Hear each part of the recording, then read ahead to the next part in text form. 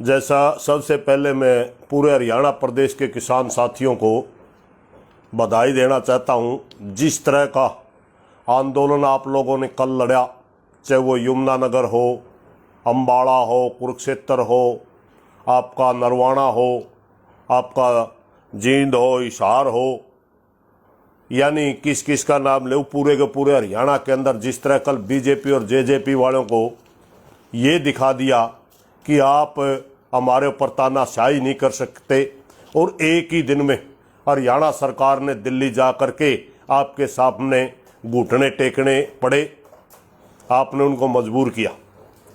इसी के तहत हमारे इस कल के प्रोग्राम के लिए दो मुख्य मांगे थी, एक बाजरा की खरीद शुरू हो और एक धान की खरीद शुरू हो। इन्होंने खरीद तो शुरू कर दी, मगर बाजरे के ऊपर या धान के ऊपर जो लिमिट लगाई गई है उसके ऊपर कोई बयान नहीं दिया। इसलिए साथियों, पूर्ण तौर पर बाजरा की खरीद करवाने के लिए स्पेशल जो गिरदौरी की हमारी मांग है, जो पूरे प्रदेश के अंदर बेमौसमी बारिश की वजह से नरमा मारी गई है, मूंग मारा गया है, ग्वार मारा गया है, या आपका धान में भी नुकसान हुआ है, उसकी स्पेशल गिरदौरी करवा करके मुआवजे की मांग हमारी अभी तक बाकी है।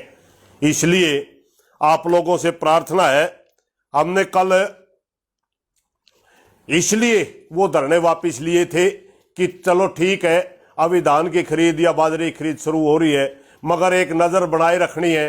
हमने जो 600 रुपये का इन लोगों ने कहा कि हम बाजरे के अंदर भावांतर देंगे, वो स्वीकार नहीं करना है साथियों, क्योंकि अभी पूरे हरियाणा के अंदर बाजार के भाव बाजरे के 1350 और 1400 रुपये के हिसाब से बिक रहे, और जब ये लोग खरीद से बाहर चले जाएंगे, भावांतर की स्कीम लागू हो जाएगी, तो स्वाभाविक है 100-200 रुपये रेट और डाउन आ जाएगा, यानी बाजरा 1200, 1250, ज्यादा से ज्यादा 1300 रुपये बिकेगा, जो कि एक प्रति क्विंटल के हिसाब से 2250 रुपये जो बाजरे का एमएसपी है, उससे 800 से लेकर के 1000 रुपये तक का घाटा हो जाएगा।